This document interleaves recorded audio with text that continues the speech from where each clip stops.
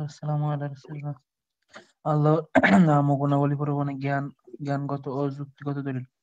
বিভিন্ন বিভিন্ন প্রকার বেদাকার সৃষ্টিজীব ও তাদের মধ্যে তাদের বিভিন্ন ধরনের হওয়া নিয়মতান্ত্রিক নিজেদের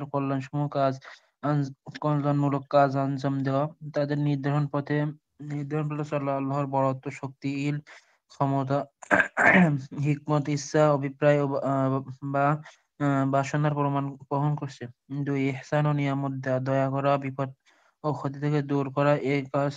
এ সমস্ত কাজ আল্লাহর রহমত, দানশীলতা, মহানুভব প্রমাণ করছে। 3, অবাধ্য ও পাপীদের শাস্তি দেওয়া, তাদের বদলা গ্রহণ করা ও তাদের উপর আল্লাহর রাগ, ক্রোধ ও তার প্রতি ঘৃণার প্রমাণ বহন করছে।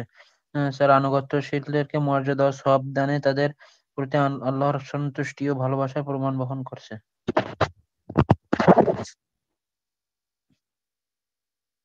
কি ছিল আজকে শিরোনাম? আবার পড়েন দেখি। সে ওই যে জ্ঞানগত যুক্তিগত দলিল, ওটা একদিন রেকর্ডে একটু সমস্যা ছিল, তো এটা একটা আরেকবার এখানের জন্য বলছিলাম। আল্লাহর নাম ও গুণাবলী প্রমাণে জ্ঞানগত দলিল। আচ্ছা আচ্ছা, থামেন। বিসমিল্লাহ, আলহামদুলিল্লাহ, ওয়াসসালাতু ওয়াসসালামু আলা রাসূলিল্লাহ ওয়া আলা আলিহি ওয়া সাহবিহি ওয়া ওয়ালা, মা বা'দ। বাংলায় কি শিরোনাম দেওয়া হয়েছে তাওহীদুল আসমা ও সিফাতের ক্ষেত্রে? জ্ঞানগত শিরোনাম কি দলিল আছে ওখানে শুনি? আল্লাহর নাম ও গুণাবলী প্রমাণে জ্ঞানগত দলিল, ওই যে কোরআন সুন্নাহ থেকে দলিলের পরেরটা। হ্যাঁ, ঠিক আছে। আল্লাহর আসমা ও সিফাত সাব্যস্ত করার ক্ষেত্রে জ্ঞানগত দলিল, যার উপর শরীয়ত এর প্রমাণ রয়েছে, এটা হলো এই বলে 1, 2, 3, 4, এই তো চারটা এখানে বিষয় বলা হয়েছে, হ্যাঁ এই তো। হ্যাঁ, জি জি। প্রথম, হ্যাঁ, তাহলে জ্ঞানগত দলিলের প্রথমটা হচ্ছে হাদিল মখলুকাত আল আজিমা আলা তানাউইহা ওয়া ইখতিলাফিহা ওয়া ইনতিজামিহা ফি আদাই মাসালিহিহা ওয়া সাইরিহা ফি খুতাতিহা আল মারসুমা লাহা তাদুল্লু আলা আযামাতিল্লাহি ওয়া কুদরাতিহি ওয়া ইলমিহি ওয়া হিকমাতিহি ওয়া ইরাদাতিহি ওয়া মাশিআতিহি। বলছেন যে আল্লাহ রাব্বুল আলামিনের এই বিশাল বিশাল এই মখলুকাত, বিভিন্নতা নিয়ে, মানে বিভিন্ন প্রকারের, এবং তার মধ্যে আবার ধরন পদ্ধতি, এগুলোরও পার্থক্য নিয়ে, আবার এগুলোর যেই সার যে সেবা আল্লাহ দেওয়ার জন্য সৃষ্টি করেছেন, তার নিয়মতান্ত্রিক সেবা দেওয়ার ক্ষেত্রে, যেমন রাত দিন, সকাল সন্ধ্যা, সূর্যের সেবা, চন্দ্রের সেবা, এইভাবে বৃষ্টি বাদল, রৌদ্র, মৌসুম। আমাদের দেশ ষড়ঋতুর দেশ, সৌদি আরব হলো 3 ঋতুর দেশ।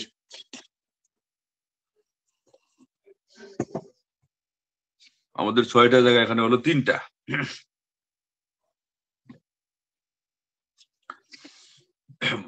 বসন্ত একটা, আর হলো শীত আর গরম, তাদের হলো 3টা। ছোট্ট আকার আরেকটা আসে,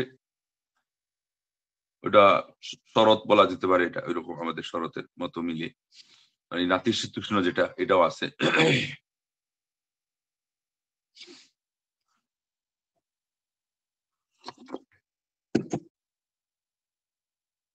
আর একটা হলো শীত এবং গরমের মাঝামাঝি, এসব মিলিয়ে 4টা ধরা যায়, কিন্তু প্রধানত এখানে 3টা।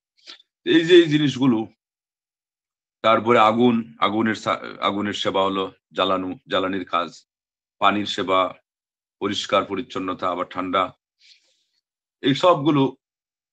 এবং তার যে একটা আল্লাহ রাব্বুল আলামিন যেভাবে তিনি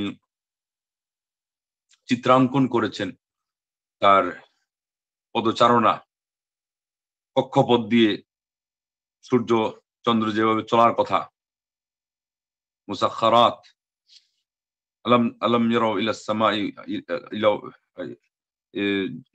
ইলা আত-তায়রি ফি জাওয়িস সামা মা ইউমসিকুহুন্না ইল্লা আল্লাহ। আল্লাহ পাক বলছেন, তারা কি দেখে না যে আসমানে বা আকাশে, আসমানের নিচে যে পক্ষীরা যেগুলো আছে, মুসাখখারাতিন ফি জাওয়িস সামা, আসমানের এই নিচে এই বিস্তীর্ণ নীলিমায়, এই দিগন্তে তারা যে বিচরণ করে, মা ইউমসিকুহুন্না ইল্লাল্লাহ, এগুলোকে ওখানে ধারণ করাটাই আল্লাহ ছাড়া কেউ পারে না।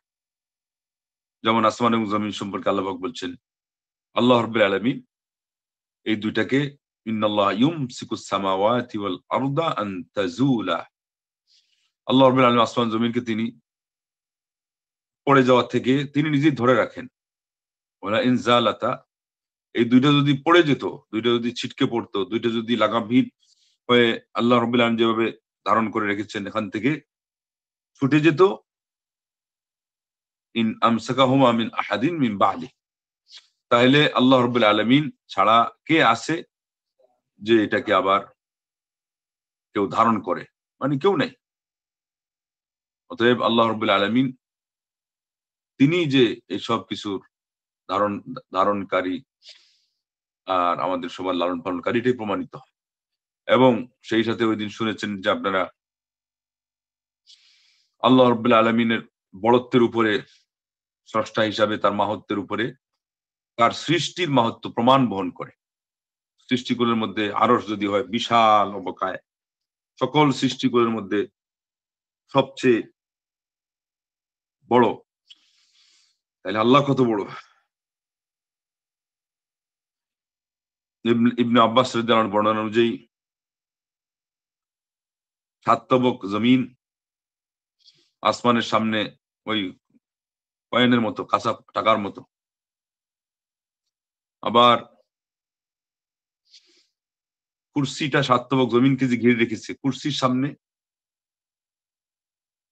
না, কুরসির সামনেই এই 7টা আসমান, এটা হলো ওই পয়সার মতো, কাঁচা টাকার মতো। আর কুরসিটা, যেই কুরসি আসমান জমিন সবগুলোকে ঘিরে রেখেছে, ওই কুরসিটা আরশের মাঝে এটা কড়ার মতো, দরজার কড়া। আগে যেটা ব্যবহার হইতো একটার সাথে আরেকটা এরকম বেশ থেকে বেশ 3টা, আর একটু লম্বা করতে হলে হয়তো 4টা, সর্বোচ্চ 5টা মাত্র কড়া। কড়া একটা দৈর্ঘ্য হলো 1 আঙ্গুলের মতো, মাঝখানে একটু ফাঁকা আছে হয়তো বড় একটা আঙ্গুলের, বৃদ্ধাঙ্গুলির মতো পরিমাণ। এই তো 5টা যদি হয় কড়া, তো এটা মিলে যতটুকু হইলো এটা হলো কুরসি। আল্লাহু আকবার। আর সারাটা হলো আরশ, এত বিশাল। লা ইলাহা ইল্লাল্লাহ।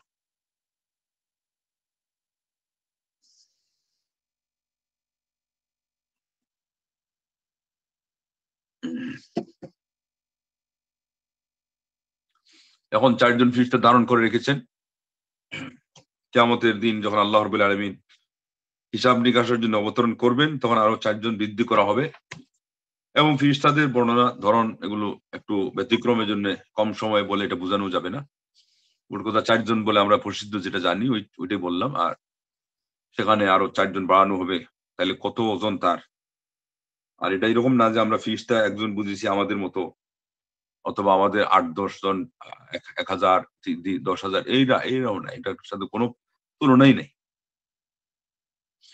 যেটা বুঝতে গেলে জিবরিল আমিনের কথাই হাদিসে আসছে বুখারীতেই, যে আল্লাহ নবী সাল্লাল্লাহু আলাইহি ওয়াসাল্লাম বললেন, আমি দেখলাম একদিন উনি অবতরণ করছেন, ওয়ালাহু সিত্তু মিআতি জানাহ, তার রয়েছে 600 ডানা। ওয়াকাদ সাদ্দাল উফুক, তিনি আসমান জমিনের শূন্যস্থান, মধ্যবর্তী শূন্যস্থান একাই ভরে ফেলেছেন।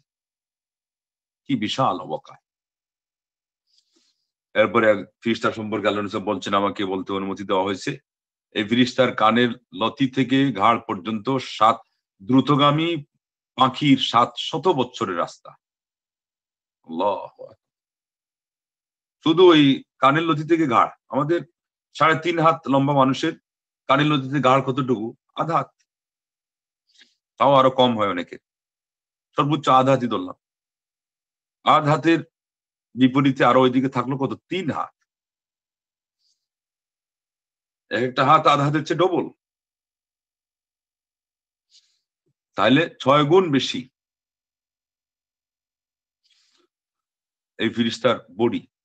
তাইলে এখানে 70,000-কে আরো 6 পূরণ দিলে যত হবে, একজন ফেরেশতার বডির মোটামুটি একটা মাপ আমরা পাইলাম। আল্লাহু আকবার। লা ইলাহা ইল্লাল্লাহ। আরেক ফেরেশতা সম্পর্কে আল্লাহ নবী সাল্লাল্লাহু আলাইহি ওয়াসাল্লাম বলেছেন যে এই ফেরেশতার দুইখানা পা সাতবক জমিনের নিচে ডেবে আছে, সেখানে গিয়ে স্থির হয়ে আছে, আর ওই ওনার দুই হাত এইভাবে করে আরশকে উনি ধরে রেখেছেন। তার মানে এই ফেরেশতা তাইলে হলেন আরেকজন, যিনি পুরো আরশকে তার দুই হাতের উপরে তুলে ধরে রেখেছে। আর ওই চারজনের কথা যেটা শুনলেন এটা তাহলে চার কোনায়, মোটামুটি আমরা বুঝতে গেলে যেটা সহজে বুঝি আর কি। বাকি এগুলো না দেখা পর্যন্ত এইভাবে বলা আমাদের পক্ষে সূক্ষ্মতাপূর্ণভাবে বলা সঠিক না। মোটামুটি বহন করার একটা নিয়ম দুনিয়ার অনুযায়ী আমরা এটা বললাম।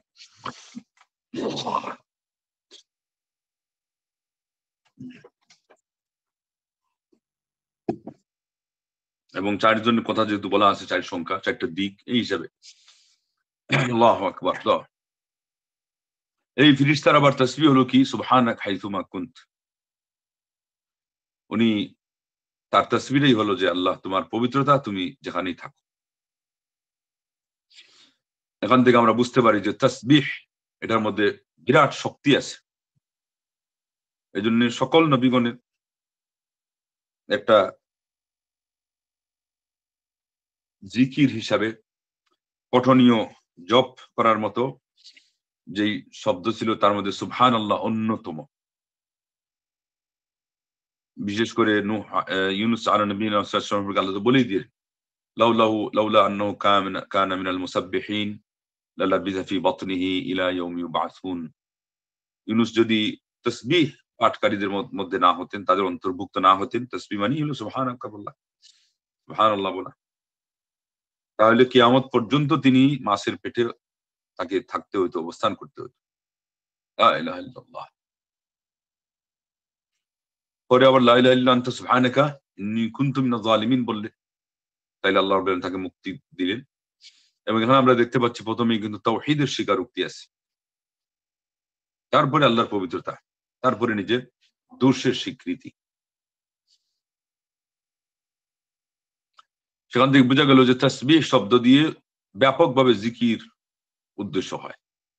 আমরা যেমন বলি তসবিহ পড়েন, তসবিহ পড়েন, অথবা তসবিহ তাহলিল করেন, এটা একটা পরিভাষা। তাসবিহর অর্থ হলো সুবহানাল্লাহ বলা, তাহলিল অর্থ হলো লা ইলাহা ইল্লাল্লাহ বলা। কিন্তু আমরা তসবিহ দিয়ে শুধু সুবহানাল্লাহ বুঝাই না, আমরা বুঝাই আল্লাহর জিকির। এখানেও একই অবস্থা। ইবনে মাসউদ রাদিয়াল্লাহু থেকে আসছে যে নবীগণের, সকল নবী ও রাসূলগণের প্রধান হাতিয়ার ছিল তাসবিহ।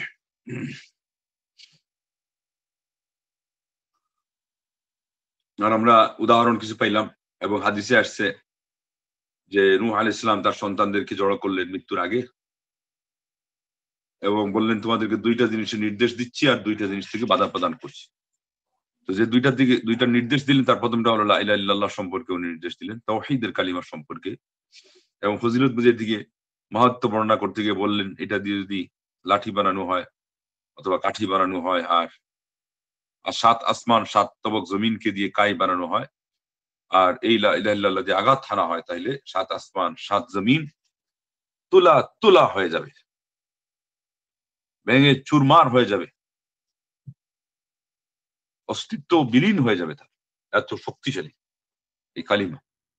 আর এরপরে বললেন যে সুবহানাল্লাহি ওয়া বিহামদিহি, এটা তোমরা জপ করবা, কেননা বিহিমা ইউরজাকুল খালক। এই দুইটা জিকির, এই দুইটা শব্দ আওড়ানোর মাধ্যমে আল্লাহ পাক তামাম মাখলুকাতকে রিজিক দিয়ে থাকেন। এবং শুধু রিজিক বলতে আমরা আমাদের খেয়ে পান করে এবং আরো যা কিছু জীবন ধারণের জন্য, বেঁচে থাকার জন্য যা লাগে, এটাই বোঝানোর উদ্দেশ্য নয়। এটা হলো ব্যাপক, যে আরো যা কিছু আছে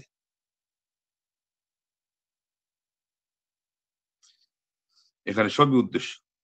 সেই জন্য এই ব্যাপক অর্থে সূরা বনী ইসরাঈলের ৪৪ নম্বর আয়াতে আল্লাহ পাক বললেন ওয়া ইন মিন শাইইন ইল্লা ইউসাব্বিহু বিহামদিহি ওয়ালাকিন লা তাফকাহুনা তাসবিহাহুম। এই আয়াতে আল্লাহ বললেন যে প্রত্যেকটা মাখলুকাত, সৃষ্টিকুলের প্রতিটি প্রকার আল্লাহ রাব্বুল আলামিন পবিত্রতা জপ করে, 7 আসমান, 7 তবক আসমান, 7 তবক জমিন, এবং এর মধ্যে যা কিছু আছে তার মধ্যে কিছু তো বাদ থাকলো না। আবার আল্লাহ পাক বলেন ওয়া ইন মিন শাইইন, কোন বস্তু বাদ নেই, ইল্লা ইউসাব্বিহু বিহামদি, যে সে আল্লাহর তাসবিহ এবং প্রশংসা জড়িত তাসবিহ না গায়। তার মানে সবই তাসবিহ গাচ্ছে। কিন্তু এরপরে বললেন লা তাফকাহুনা তাসবিহাহুম, তোমরা তাদের তাসবিহগুলো বুঝতে পারো না। ইন্নাহু কানা হালিমান গফুরা, অবশ্যই তিনি হলেন সহনশীল এবং ক্ষমাশীল। এই শব্দ এখানে জুড়ে দেওয়ার থেকে মুফাসসিরগণ বলছেন যে আল্লাহ রাব্বুল আলামিনের জন্য তামাম মাখলুকাত যেই পরিমাণে জিকির আর পবিত্রতা জপ করে, সেই অনুপাতে আমরা আশরাফুল মাখলুকাত হয়েও, শ্রেষ্ঠ জাতি হয়েও জিকির করি না। সেজন্য আল্লাহ পাক আমাদেরকে পাকড়াও করে ফেলতেন, কিন্তু তিনি সহনশীল হওয়ার কারণে, ক্ষমাশীল হওয়ার কারণে আল্লাহ পাক আমাদের পাকড়াও করেন। পাকড়াও হয়ে গেলে তো আমরা বেঁচেই থাকার অধিকার থাকবে। এবং সেখান থেকে বোঝা গেল যে আমরা বেঁচে আছি দুনিয়াতে, আল্লাহ আমাদেরকে দিয়েছেন তার পবিত্রতা জপ করার জন্য। ওইটাকেই আরেক শব্দে বলেছেন ইবাদত, তার ইবাদতের জন্য। সূরা জারিয়াতের 56 নম্বর আয়াত, ওমা খালাকতুল জিন্না ওয়াল ইনস ইল্লা লিয়াবুদুন, আমি জিন জাতি এবং মানব জাতিকে কেবলই আমার ইবাদতের জন্য সৃষ্টি করেছি। এখানে তাওহীদের প্রতিও আল্লাহ রাব্বুল আলামিন আহ্বান জানাচ্ছেন যে একক আমার ইবাদত হবে। আর আমাদেরকে যে উদ্দেশ্যে সৃষ্টি করেছেন যে ইবাদত, সেটার প্রতি আল্লাহ রাব্বুল আলামিন আমাদেরকে আহ্বান জানাচ্ছেন। দুইটাই বার্তা এখানে নিহিত রয়েছে। আমরা এক এক সময় এক একটা প্রসঙ্গ আসলে দলিল ওই হিসাবে নেই উপস্থাপন করি, কিন্তু বুঝার ক্ষেত্রে ওইটাকেই সীমাবদ্ধ হিসেবে রেখে দিলে কোরআনের মর্ম আমাদের আংশিকভাবে থেকে যাবে আমাদের ব্রেইনে, আসলটা পুরাটা আসবেই না। আমাদের ঘরানার স্কুল অফ থট যাকে বলা হয়, এটার পরিবর্তনের কারণে একজন এটার ইবাদত করেন ইবাদতের জন্য, শুধু বাদ দিয়ে দেন, আর আরেকদল শুধু ইবাদতের কথা বলতে গিয়ে ইবাদতকেই বাদ দিয়ে দেন, তাওহীদের উপর দিয়ে সব চালিয়ে দেন। সমন্বয় লাগবে, সমন্বয়। বর্তমান বিশ্বের বড় একটি থিওরি হলো এই উন্নত বিশ্বের, তার মানে উন্নতির বড় একটা রহস্য হলো সমন্বিত চিন্তা, গবেষণা এবং তার ফলাফল, এবং এর ভিত্তিতে সমাজে পদক্ষেপ গুলো বাস্তবায়ন করা,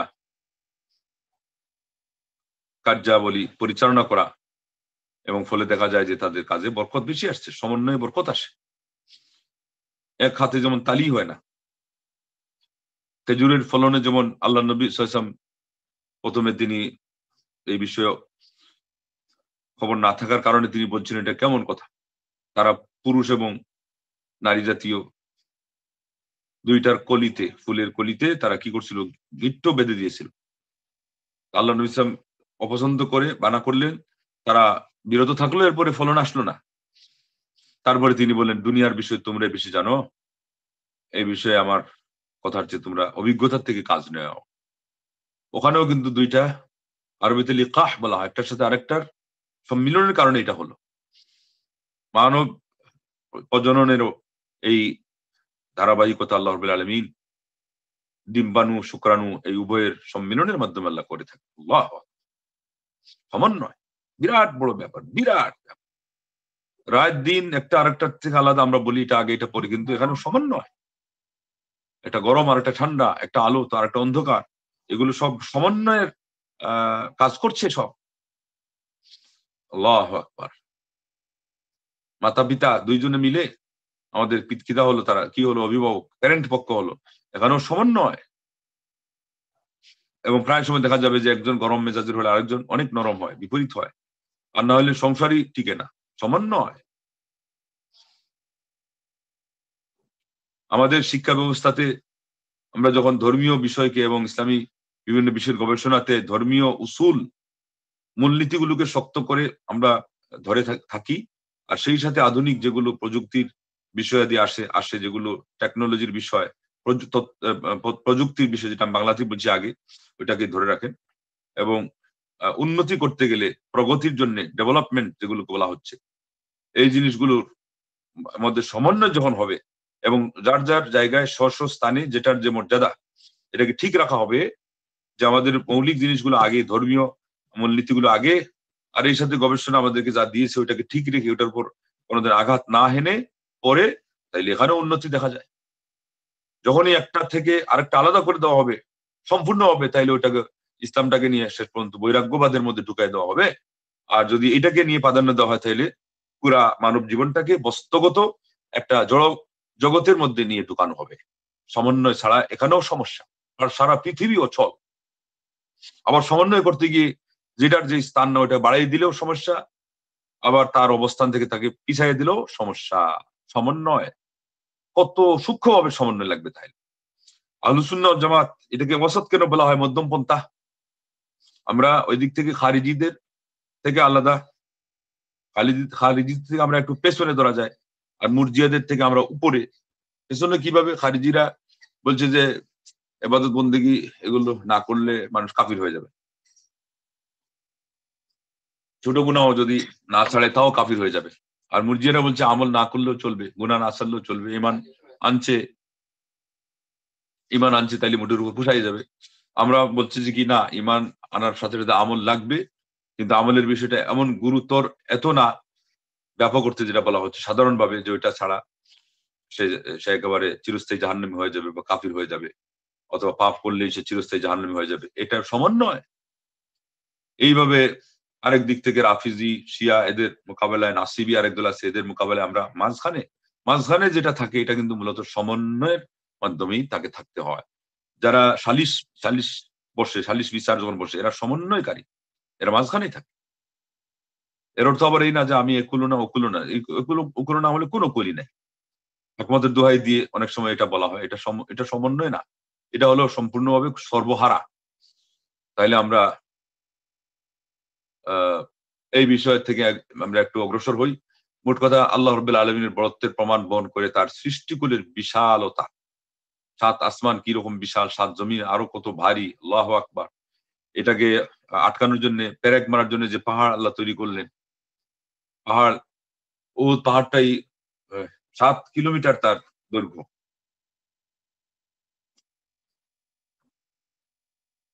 প্রস্তর এদিকে মোটামুটি 2 কিলোমিটারের কম না। তো আবার প্রত্যেকটা পাহাড়ের 95 ভাগ থাকে মাটির নিচে।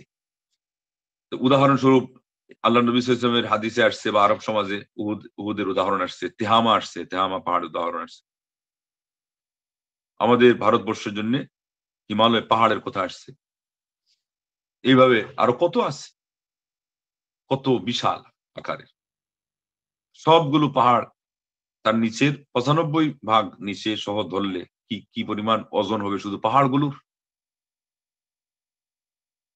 সব বিশালত্ব এর মধ্যে আল্লাহ রাব্বুল আলামিনের বড়ত্ব, মাহাত্ম্য নিহিত রয়েছে। এটা হলো তাহলে বাহ্যত। আর মাহাত্ম্যের দিক থেকে মর্যাদা, আমাদের নবী সাল্লাল্লাহু আলাইহি ওয়াসাল্লাম একজন মানুষ, তার অবয়বের দিক থেকে, বাবা আদমের সন্তান হওয়ার দিক থেকে, রক্ত মাংসে গড়া মানুষ হওয়ার দিক থেকে, এবং মূল মাটি বলা হয় জন্য যে মূল পিতা যিনি, উনি আপাদমস্তক মাটির, আমরা হলাম ওর নির্যাস। এটা উনিও একই, আমারও এই দিক থেকে একই, নির্যাস মাটি। তাইলে ওই দিক থেকে বলতে গেলে বাবা আদম ছাড়া কাউকেই বলা যাবে না। আর করতে বলতে গেলে, বা আসল যেটা মাটি, ওটার থেকে আর নির্যাস হিসেবে আসছে, এই জন্য মাটি বলা হয়। সেই হিসাবে বলতে গেলে সবাই এর ভিতরে সামিল। এই জন্য পরিস্থিতি অনুযায়ী আমরা এক সময় এই কৌশল অবলম্বন করবো যে আমরা সবাই তো নির্যাস, এখানে মাটির বলার তো দরকার নেই। মাটির মানুষ তো আদম, বাবা আদম, তাও অন্তত ওরা একটু রেহাই পাবে। শ্বাস ফেলার সুযোগ খুঁজে তো ওরা একটু শ্বাস ফেলার সুযোগ দিলে সমস্যা নাই। সময় আসলে পরক্ষণেই আপনি আপনার জায়গা মতো আকিদা যেটা বলার সেটা বলে দিবেন, পিলার যেটা শক্ত করে দাঁড় করানোর দাঁড় করিয়ে দিবেন। এতে তো সন্দেহ নেই, এর মধ্যে কোনো দ্বিধা দ্বন্দ্বেরও কিছু নেই, এর মধ্যে দুর্বলতারও কিছু নেই। কিন্তু একটু যদি সহনীয়ভাবে কথা বলার কারণে ওরা মুঠের উপরে একটু শোনার জন্য কথাটাকে রাখে, এটা আমাদের জন্য হলো ইতিবাচক একটা দিক।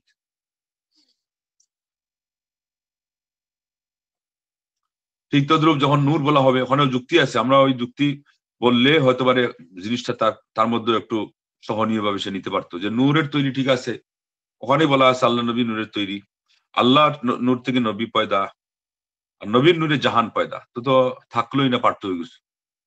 তো বুঝলো যে সাময়িকের জন্য আপনি ওইটাও কি করতেছেন, একটু হলেও কথা রাখতেছেন, মানার দরকার নেই।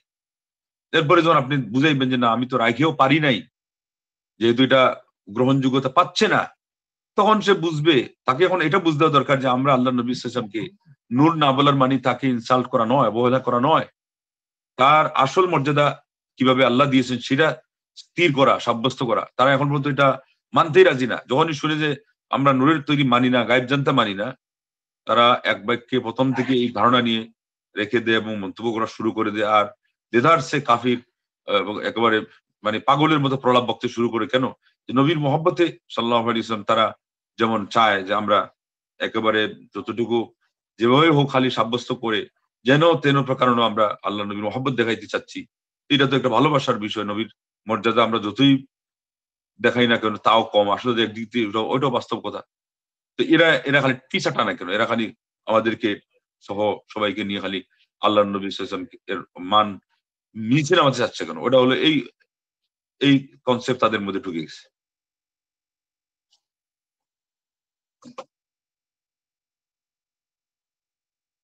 এরপরে দলিল আপনি শক্ত করে দিবেন, দিয়ে বলবেন যে পারলাম না, গাইবের কথা আমার নবী সাল্লাল্লাহু আলাইহি ওয়াসাল্লাম এই জানছেন ওই জানছেন, ঠিক আছে, কিন্তু এগুলো এগুলো যে ওয়াহি হয়েছে বলে তিনি জানছেন, এটা প্রমাণ হলো এই আরো আরো জটিল জটিল বিষয় রয়েছে, এগুলোতে তিনি ছিলেন অনাকিফ, অনবগত। 1 মাস যাবৎ ইফকের কাহিনীতে আয়েশা রাদিয়াল্লাহু আনহার এই দুর্ঘটনা বা মিথ্যা অপবাদের কাহিনীতে কাঁদলেন সারা আবু বকর পরিবার। ওদের পাদদেশ থেকে ওই পার থেকে এসে শত্রুরা হামলা চালালো। খোদ আল্লাহর নবী সাল্লাল্লাহু আলাইহি ওয়াসাল্লাম আহত হলেন, শিকল ঢুকে গেল গন্ডদেশ দিয়ে, বেহুশ হয়ে গর্তে পড়ে গেলেন। হ্যাঁ, তায়েফের মাঠেই বা পেছন থেকে যে ওরা লেলিয়ে দিবে বাচ্চাদেরকে, পাথরের উপর পাথরের বর্ষণ হতে থাকবে, এটা কি আল্লাহ নবী সাল্লাল্লাহু আলাইহি ওয়াসাল্লাম জানছেন না? আগে জানেন না? যাই হোক, আল্লাহ রাব্বুল আলামিন এই এত বড় একজন মানুষ এবং এই ধরনের রসুল নবী রসুলদেরকে আল্লাহই তো সৃষ্টি করেছে। হেদায়েত এর আলো মানুষকে আল্লাহ দেখিয়েছেন। কত জাতিকে আল্লাহ তাৎক্ষণিক ধ্বংস করে দিয়েছেন, এগুলো সব আল্লাহর বড়ত্বের উপরে প্রমাণ করে, আল্লাহর ক্ষমতার উপরে প্রমাণ বহন করে। 2 নম্বর হলো আল্লাহর অনুগ্রহ, ইহসান এবং বিপদ আপদ দূর করা। এটাই প্রমাণ করে যে আল্লাহ রাব্বুল আলামিন বান্দাদের উপরে করুণা পরবশ, দয়া পরবশ।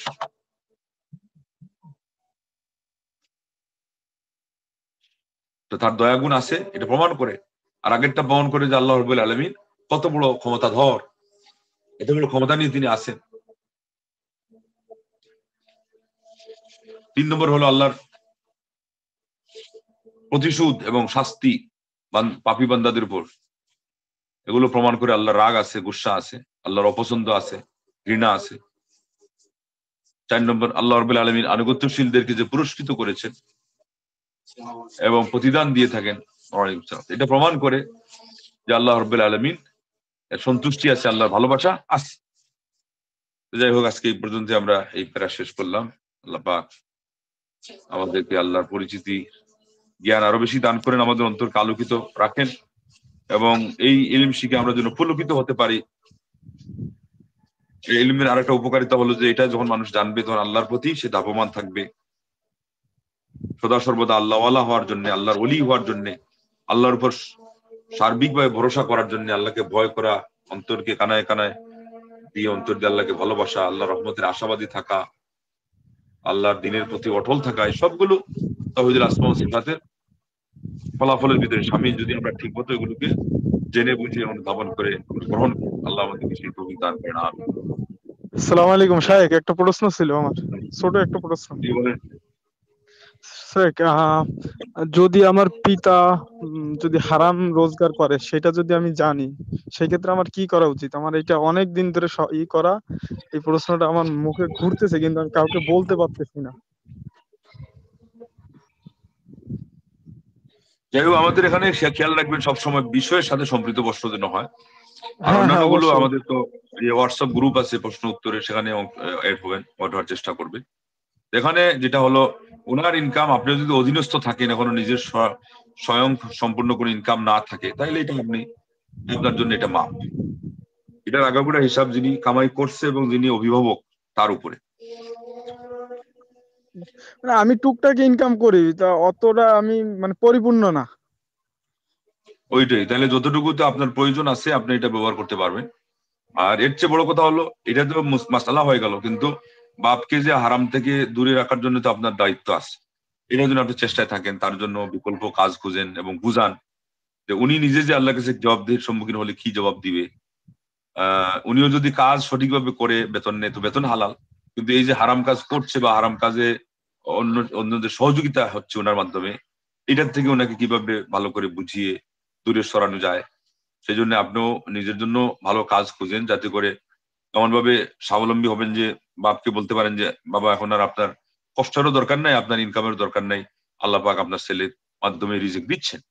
চেষ্টায় থাকতে হবে, বাকি এর আগ পর্যন্ত আপনার যতটুকু প্রয়োজন এটা ব্যবহার করতে পারবেন, বা আপনার পরিবারের অন্য সদস্যদের উপরে এটা বর্তাবে না, এটা হলো যিনি ইনকাম করছে তার উপরেই। এরপরও বলা হলো যেটা যে দিনই দায়িত্ব হিসাবে দাওয়াতি এবং বাবার ক্ষেত্রে দরদ নিয়ে আপনাকে তার জন্য বিকল্প খোঁজা, সেটা হলো দাওয়াতি দায়িত্ব থেকে গেল, এটা এতে কোনো সন্দেহ নেই। ঠিক আছে, আজকে জাযাকাল্লাহ খায়ের। সুবহানাকাল্লাহ ওয়া বিহামদিহি আশহাদু আল্লা ইলাহা ইল্লা আনতা আস্তাগফিরুকা ওয়া আতুবু ইলাইক।